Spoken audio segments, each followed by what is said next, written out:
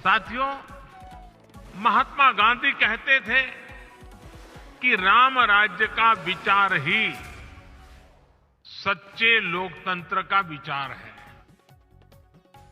गांधी जी ने ऐसा कहने के पीछे वर्षों का उनका अध्ययन था, उनका दर्शन था। राम राज्य यानी एक ऐसा लोकतंत्र जहां हर नागरिक की आवाज सुनी जाती थी और उसे उचित सम्मान मिलता था। राम राज्य वासियों से कहा गया है, जो राम राज्य के निवासी थे, वहां के नागरिक थे, उनके लिए कहा गया है, राम राज्यवासी त्वम प्रोच्छस्वते शिरम न्यायार्थम युद्धस्व सर्वेषु समम चर परिपालय दुर्बलम विद्धि धर्मवरम प्रोच्चयस्वते शिरम राम राज्यवासीत्वम। अर्थात राम राज्यवासियों, अपना मस्तक ऊंचा रखो, न्याय के लिए लड़ो, सबको समान मानो, कमजोर की रक्षा करो, धर्म को सबसे ऊंचा जानो, अपना मस्तक ऊंचा रखो, तुम राम राज्य के वासी हो। राम राज्य सुशासन के इन्हीं 4 स्तंभों पर खड़ा था, जहां सम्मान से, बिना भय के हर कोई सिर ऊंचा करके चल सके, जहां हर नागरिक के साथ समान व्यवहार हो, जहां कमजोर की सुरक्षा हो और जहां धर्म यानी कर्तव्य सर्वोपरि हो। आज 21वीं सदी के आपके आधुनिक संस्थान के 4 सबसे बड़े ध्येय यही तो है। एक, एडमिनिस्ट्रेटर के रूप में रूल्स और रेगुलेशंस को लागू करने वाली इकाई के रूप में आपको इस बात को हमेशा याद रखना है। साथियों, नैसिन का रोल देश को एक आधुनिक इकोसिस्टम देने का है। एक ऐसा इकोसिस्टम जो देश में व्यापार कारोबार को आसान बना सके, जो भारत को ग्लोबल ट्रेड का अहम पार्टनर बनाने के लिए और फ्रेंडली माहौल बना सके, जो टैक्स, कस्टम्स, नारकोटिक्स जैसे विषयों के माध्यम से देश में ईज ऑफ डूइंग बिजनेस को प्रमोट करे और जो गलत प्रैक्टिसेस से सख्ती से निपटे। थोड़ी देर पहले मैं कुछ नौजवान युवा ट्रेनी अफसरों से भी मिला हूं। ये अमृत काल को नेतृत्व देने वाली कर्म योगियों की अमृत पीढ़ी है। आप सभी को सरकार ने अनेक शक्तियां भी दी है। इस शक्ति का उपयोग आपके विवेक पर निर्भर करता है और इसमें भी आपको प्रेरणा प्रभु श्री राम के जीवन से मिलेगी। एक प्रसंग में भगवान राम लक्ष्मण से कहते हैं, नेयम मम मही सौम्य दुर्लभा सागरांबरा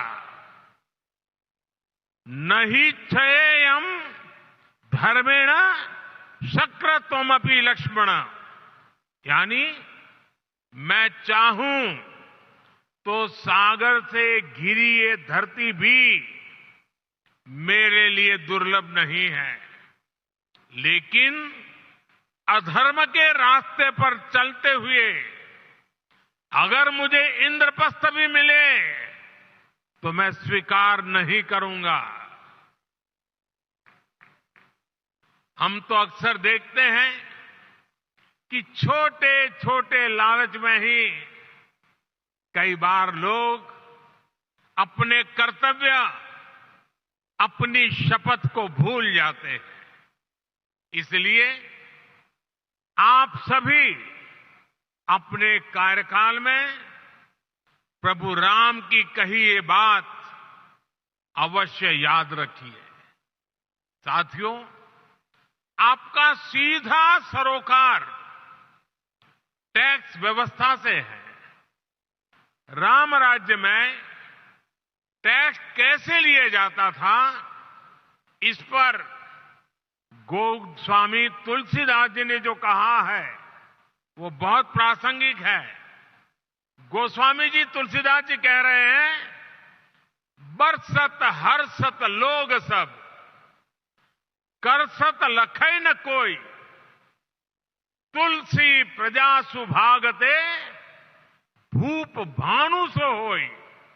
अर्थात सूर्य पृथ्वी से जल खींचता है और फिर वही जल बादल बनकर वर्षा के रूप में वापस धरती पर आता है, समृद्धि बढ़ाता है। हमारी टैक्स व्यवस्था भी वैसी ही होनी चाहिए। हमारा प्रयास होना चाहिए कि जनता से लिए टैक्स की पाई पाई जन कल्याण में लगे और वो समृद्धि को प्रोत्साहित करे। आप अध्ययन करेंगे तो इसी प्रेरणा से हमने बीते 10 वर्षों में टैक्स सिस्टम में बहुत बड़े रिफॉर्म किए।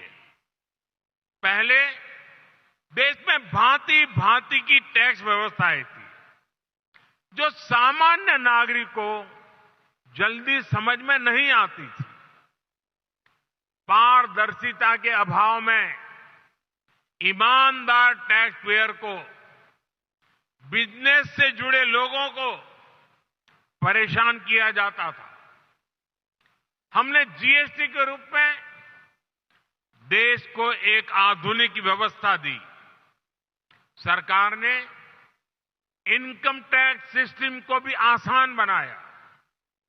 हमने देश में फेसलेस टैक्स असेसमेंट सिस्टम शुरू किया।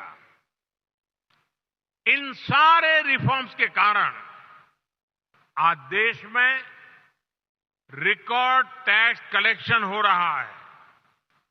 और जब सरकार का टैक्स कलेक्शन बढ़ा है तो सरकार जनता का पैसा विभिन्न योजनाओं के जरिए जनता को लौटा भी रहा है। 2014 में सिर्फ 2 लाख रुपए तक ही 2 लाख तक की इनकम पर ही टैक्स छूट थी। हमने 2 लाख से बढ़कर के सीमा 7 लाख रुपए तक पहुंचा दी।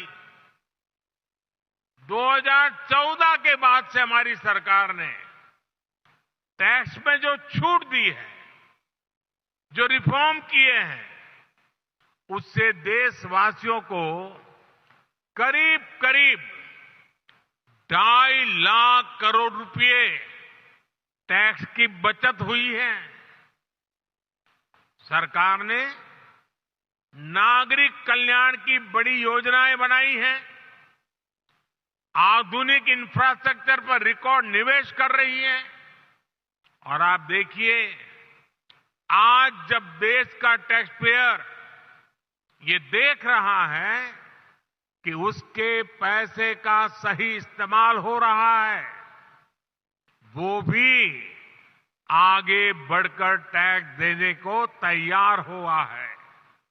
इसलिए बीते वर्षों में टैक्स देने वालों की संख्या लगातार बढ़ रही है। यानी हमने जो कुछ जनता से लिया वो जनता के चरणों में ही समर्पित कर दिया। यही तो सुशासन है, यही तो राम राज्य का संदेश है। साथियों, कि संसाधनों का ऑप्टिमम यूटिलाइजेशन कैसे हो। अतीत में हमारे यहां प्रोजेक्ट्स को अटकाने, लटकाने और भटकाने की एक प्रवृत्ति रही है। इसके कारण देश का बहुत बड़ा नुकसान होता है। ऐसी प्रवृत्ति के प्रति सावधान करते हुए भगवान राम भरत से कहते हैं, और वो बड़ा इंटरेस्टिंग बातचीत है भरत और राम के बीच की। राम भरत से कहते हैं, कच्चिदर्थम विनिश्चित्य लघु मूलम महोदयम क्षिप्र भार भसे कर तुम न दीर्घयसी राघव। अर्थात मुझे विश्वास है कि तुम ऐसे कामों को बिना समय गंवाए पूरे करते हो जिनमें लागत कम और उसके लाभ अधिक है।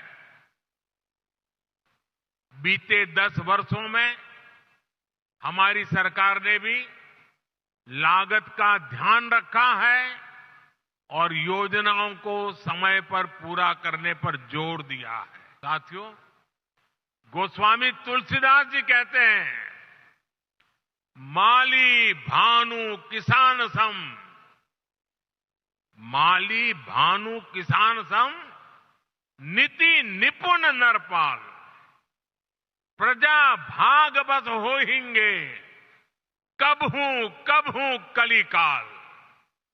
यानी सरकार में माली, सूर्य और किसान जैसे गुण होने चाहिए।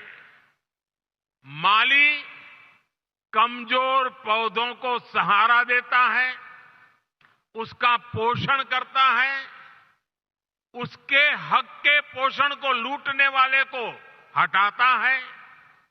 वैसे ही सरकार को, सिस्टम को गरीब से गरीब का संबल बनना चाहिए, उन्हें सशक्त करना चाहिए। सूर्य भी अंधेरे का नाश करता है, वातावरण की शुद्धि करता है और बारिश में मदद करता है।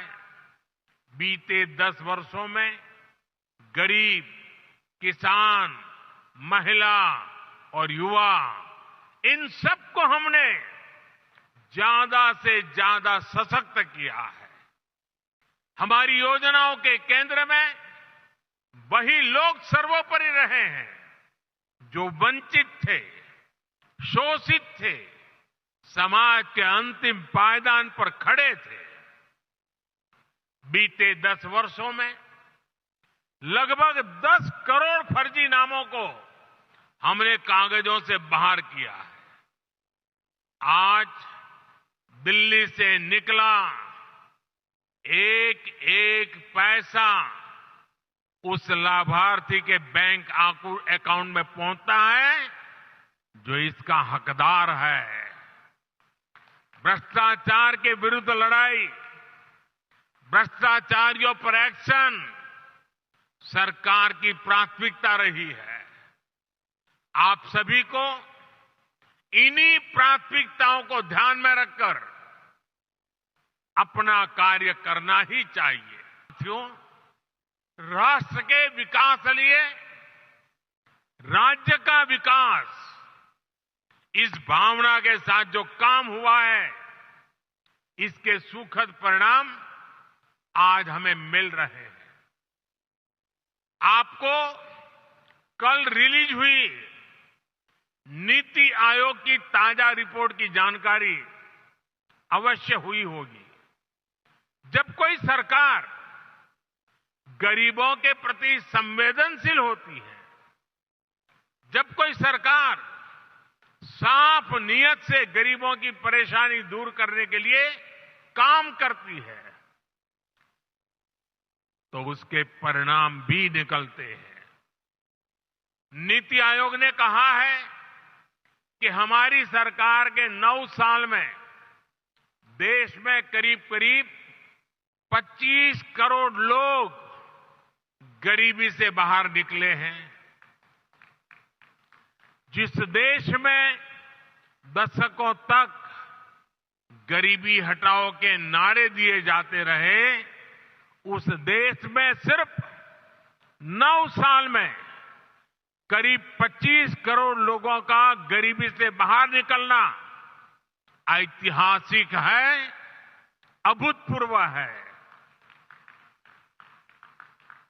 2014 में सरकार में आने के बाद से हमारी सरकार ने जिस तरह गरीब कल्याण को प्राथमिकता दी, ये उसका नतीजा है।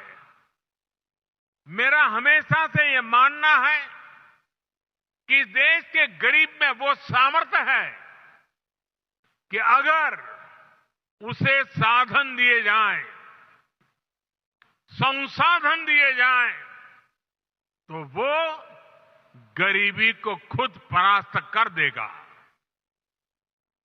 आज हम यही होता हुआ देख रहे हैं। हमारी सरकार ने गरीबों की सेहत पर खर्च किया, शिक्षा पर खर्च किया, रोजगार स्वरोजगार पर खर्च किया, उनकी सुविधाएं बढ़ाई, और जब गरीब का सामर्थ्य बढ़ा, उसे सुविधा मिली, तो वो गरीबी को परास्त करके सीना तानकर गरीबी से बाहर निकलने लगा। 22 जनवरी को अयोध्या में राम मंदिर में प्राण प्रतिष्ठा से पहले एक और शुभ समाचार देश को मिला है।